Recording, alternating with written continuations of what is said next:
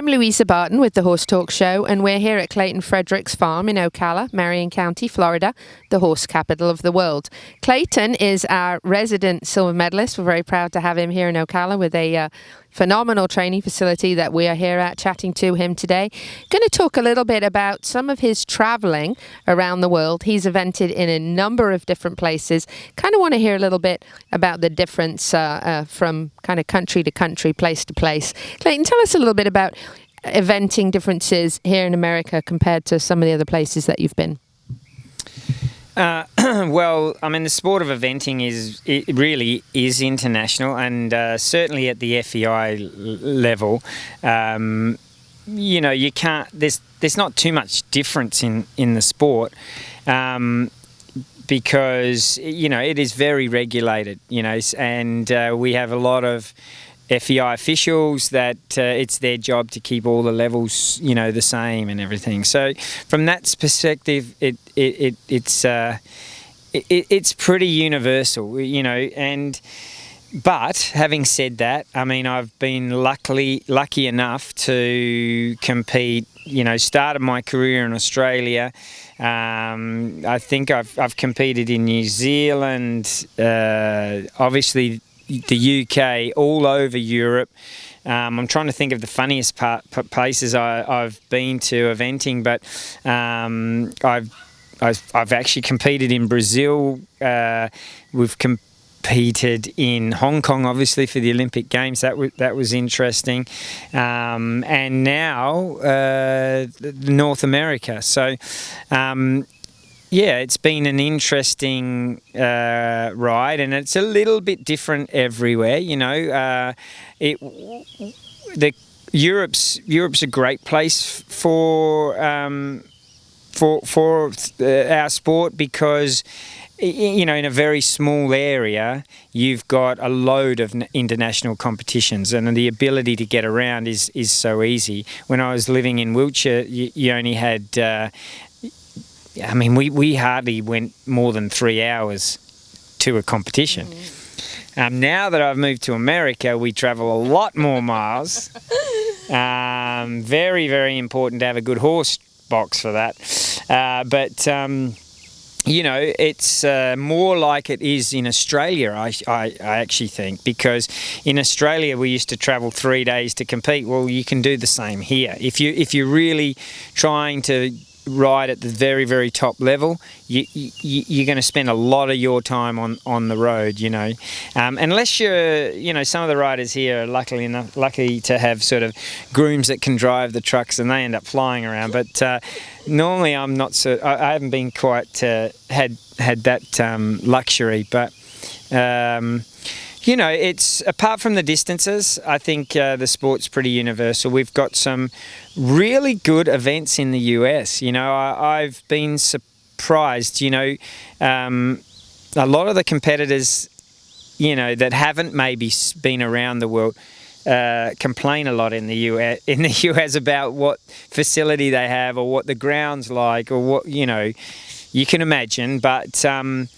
Actually, I think they've got it pretty good. They've got very good officials, very good courses, and for a sport that is very, very intricate and very exciting.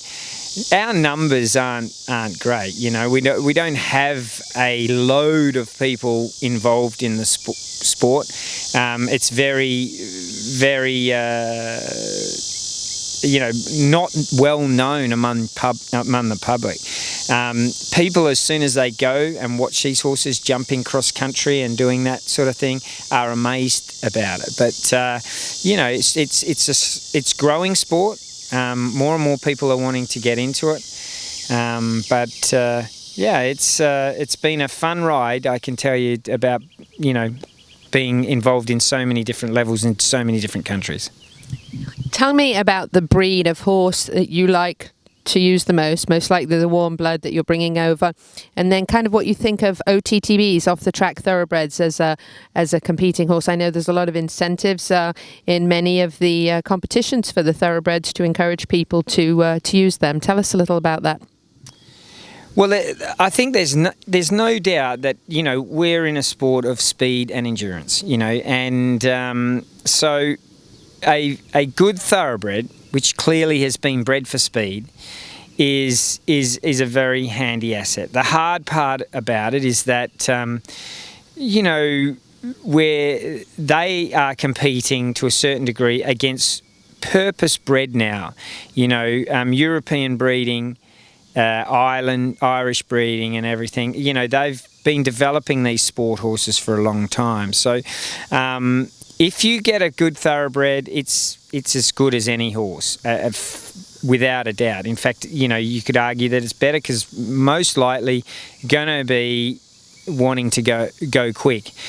But more and more thoroughbred line is coming into the sport horse, and it's always a balance. It's a balance between the rideability,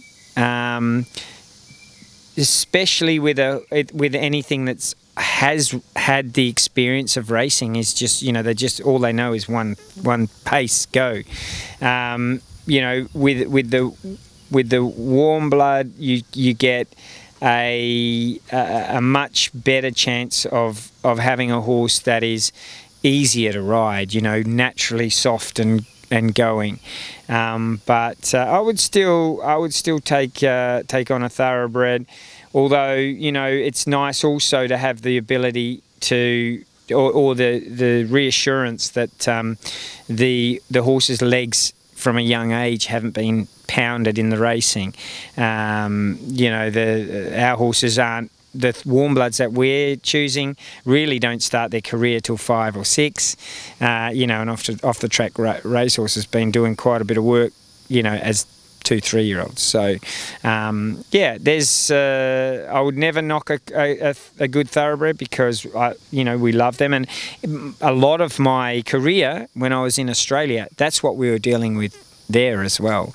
So you know, I do love the thoroughbreds, but you know, especially for the lower levels, particularly for those that really want to have a horse that's good in the dressage and comes out on the last day and jumps. That's probably more important in some ways now in our sport, in the modern sport, is that the warm bloods tend to come out and just have a bigger jump, a cleaner jump.